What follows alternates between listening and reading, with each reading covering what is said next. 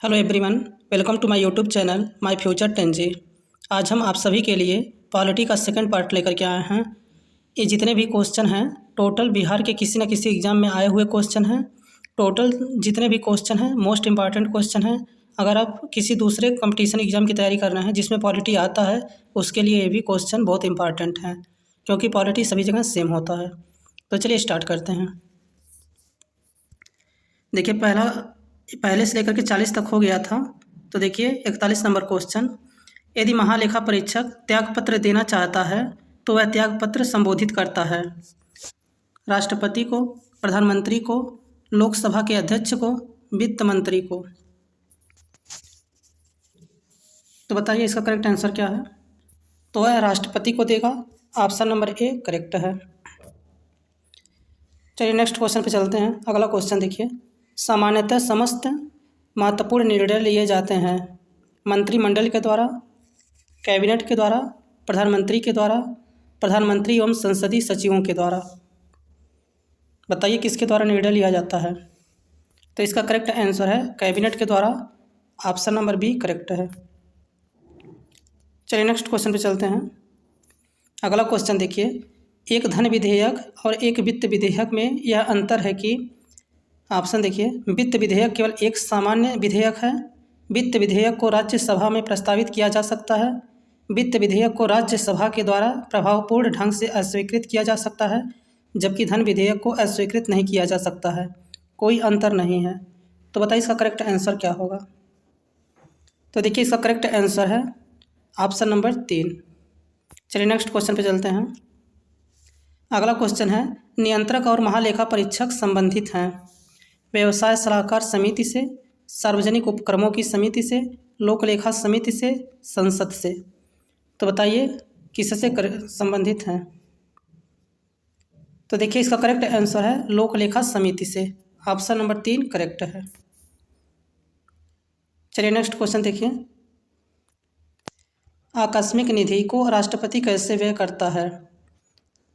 राष्ट्रीय संकट के समय, संसदीय स्वीकृति के बाद, संसदीय स्वीकृति के पूर्व व्यय नहीं कर सकता। तो बताइए इसका करेक्ट आंसर क्या होगा। तो इसका करेक्ट आंसर संसदीय स्वीकृति के पूर्व होता है। ऑप्शन नंबर 3 करेक्ट है। चलिए नेक्स्ट क्वेश्चन पे चलते हैं। अगला क्वेश्चन देखिए, मुख्य चुनाव आयुक्त को पदच्युत किया जा सकता है। मतलब मुख्य चुनाव आयुक्त को पद से कैसे हटाया जा सकता है। ऑप्शन देखिए, सुप्रीम कोर्ट के मुख्य न्यायाधीश द्वारा, राष्ट्रपति द्वारा, मंत्रिमंडल के प्रस्तावों से, संसद के दोनों सदनों के बहुमत से प्रमाणित कदाचार के आधार पर। तो बताइए मुख्य चुनाव आयुक्त को कैसे हटाया जा सकता है। तो इसका करेक्ट आंसर हो जाएगा ऑप्शन नंबर 4, संसद के दोनों सदनों के 2/3 बहुमत से प्रमाणित कदाचार के आधार पर हटाया जा सकता है। नेक्स्ट क्वेश्चन है, भारतीय संविधान की प्रस्तावना में धर्मनिरपेक्ष शब्द किस संविधान संशोधन द्वारा जोड़ा गया। 42वां, 45वां, 51वां, 43वां। तो बताइए धर्मनिरपेक्ष शब्द किस संविधान संशोधन द्वारा जोड़ा गया था। तो देखिए इसका करेक्ट आंसर है 42वां संविधान संशोधन द्वारा जोड़ा गया था। ऑप्शन नंबर पहला करेक्ट है। 42वां संविधान संशोधन द्वारा समाजवादी, अखंडता, पंथनिरपेक्ष और धर्मनिरपेक्ष इन लोगों को जोड़ा गया था। इसे आप लोग ध्यान दीजिएगा। चलिए नेक्स्ट क्वेश्चन देखिए, संविधान निर्मात्री परिषद की झंडा समिति के अध्यक्ष कौन थे। मोस्ट इम्पॉर्टेंट क्वेश्चन है। तो बताइए सी राजगोपालाचारी, डॉक्टर राजेंद्र प्रसाद, JV कृपलानी, डॉक्टर भीमराव अंबेडकर। तो बताइए झंडा समिति के अध्यक्ष कौन थे। तो इसका करेक्ट आंसर है डॉक्टर राजेंद्र प्रसाद। एक क्वेश्चन पूछता है कि संघ समिति के अध्यक्ष कौन थे। तो ये पंडित जवाहरलाल नेहरू थे। अगर कहीं प्रांतीय समिति का अध्यक्ष पूछे तो सरदार वल्लभ भाई पटेल, और प्रारूप समिति का अध्यक्ष पूछे तो बाबा साहब भीमराव अंबेडकर। ये मोस्ट इंपॉर्टेंट क्वेश्चन इस सबसे बनते हैं। चलिए नेक्स्ट क्वेश्चन देखिए, सॉलिसिटर जनरल निम्नलिखित में से क्या होता है। सरकारी अधिवक्ता, राष्ट्रपति का कानून अधिकारी, कानूनी सलाहकार, प्रशासनिक अधिकारी। तो बताइए सॉलिसिटर जनरल कौन होता है। तो देखिए इसका करेक्ट आंसर है कानूनी सलाहकार होता है। ऑप्शन नंबर 3 करेक्ट है। चलिए नेक्स्ट क्वेश्चन पे चलते हैं। अगला क्वेश्चन देखिए, भारतीय संविधान में अवशिष्ट शक्तियाँ किसमें सन्निहित हैं? राष्ट्रपति, राज्य, केंद्रीय मंत्रिमंडल, संसद। तो बताइए भारतीय संविधान में अवशिष्ट शक्तियाँ किसमें सन्निहित हैं? तो देखिए ये संसद में है, ऑप्शन नंबर डी करेक्ट है। चलिए नेक्स्ट क्वेश्चन पे चलिए, राज्य के नीति निर्देशक सिद्धांतों के निम्नलिखित अनुच्छेदों में से कौन सा अंतर्राष्ट्रीय शांति और सुरक्षा से संबंधित है? बताइए इसमें करेक्ट आंसर क्या होगा? आर्टिकल 51 में, आर्टिकल 48, आर्टिकल 42 के चौथे में, आर्टिकल 39 में। तो बताइए किस में है? तो इसका करेक्ट आंसर है आर्टिकल 51 में।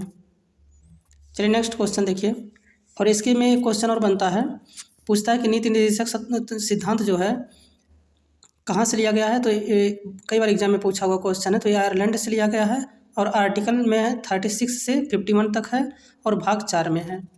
ये कई बार एग्जाम में पूछा हुआ है। नेक्स्ट क्वेश्चन देखिए, केंद्र सरकार राज्यों को निर्देश जारी कर सकती है संघ सूची के संदर्भ में, राज्य सूची के संदर्भ में, समवर्ती सूची के संदर्भ में, उपयुक्त सभी। तो बताइए केंद्र सरकार राज्यों को निर्देश कब जारी करती है? तो ये राज्य सूची के संदर्भ में जारी करती है, ऑप्शन नंबर बी करेक्ट है। चलिए नेक्स्ट क्वेश्चन पे चलिए। अगला क्वेश्चन देखिए, भारतीय संसद का संयुक्त अधिवेशन निम्नलिखित में से कौन बुला सकता है? राष्ट्रपति, उपराष्ट्रपति, प्रधानमंत्री, उपयुक्त सभी।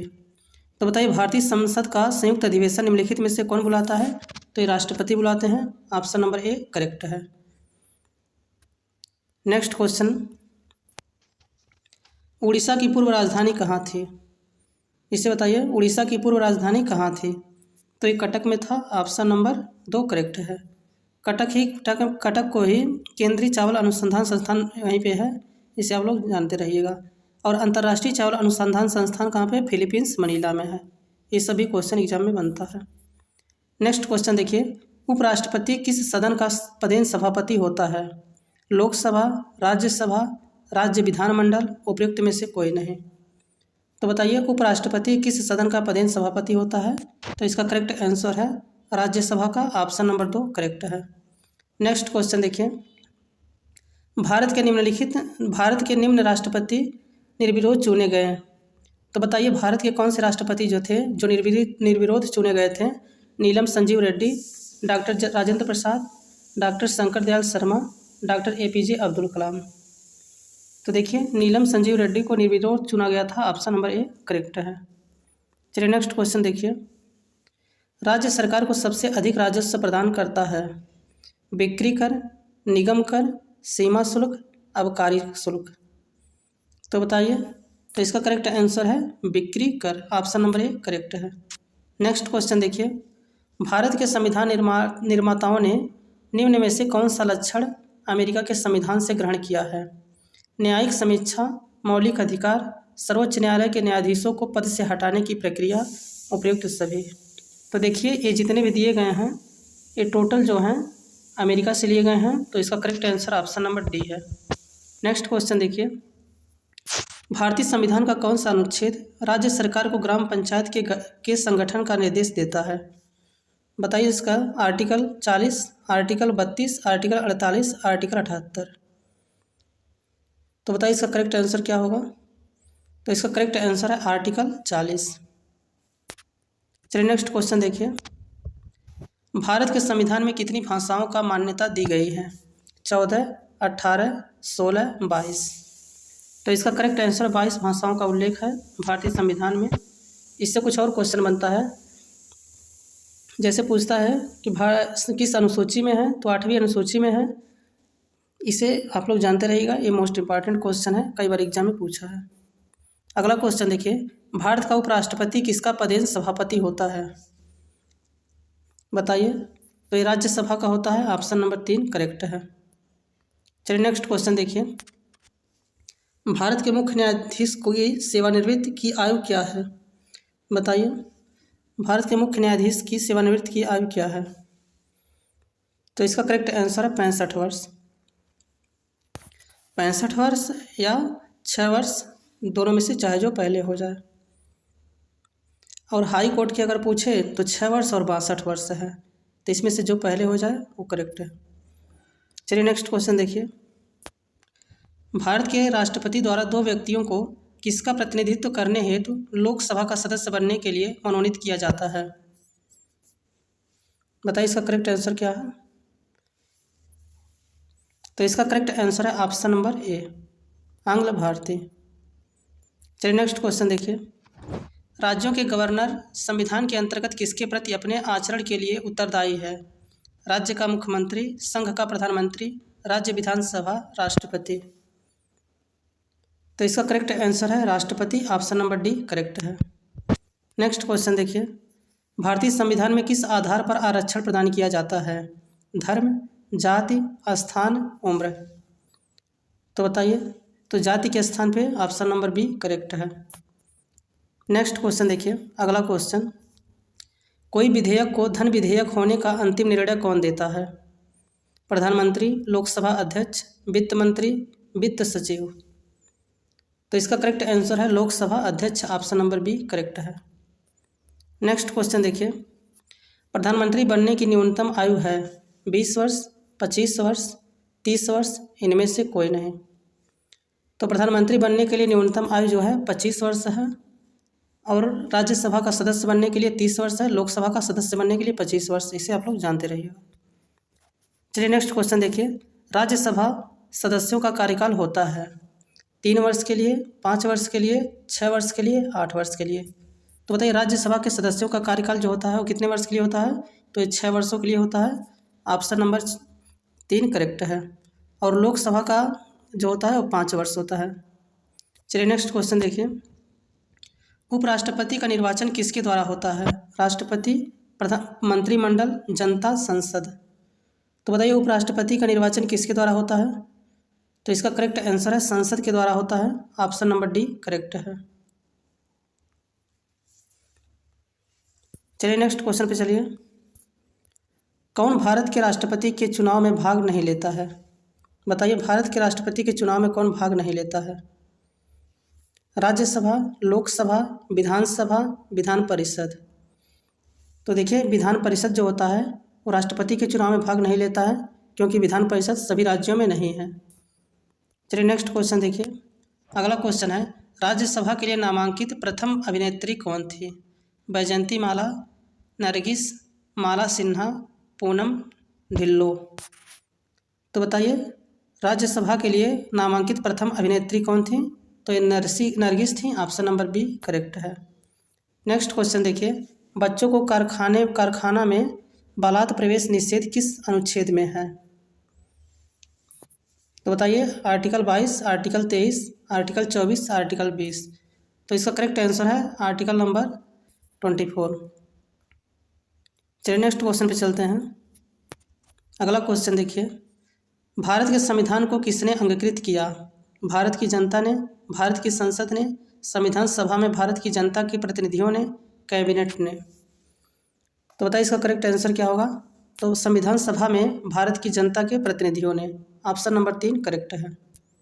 चलिए नेक्स्ट क्वेश्चन पे चलते हैं। अगला क्वेश्चन देखिए। राज्य में संवैधानिक विफलता होने पर कौन सी धारा का प्रयोग होता है? बताइए। तो इसका करेक्ट आंसर है अनुच्छेद 356। अगला क्वेश्चन देखिए। उच्च न्यायालय के न्यायाधीश किसके द्वारा नियुक्त किए जाते हैं? राज्यपाल, भारत के मुख्य न्यायाधीश, भारत के राष्ट्रपति, प्रधानमंत्री। तो इसका करेक्ट आंसर है भारत के राष्ट्रपति, ऑप्शन नंबर 3 करेक्ट है।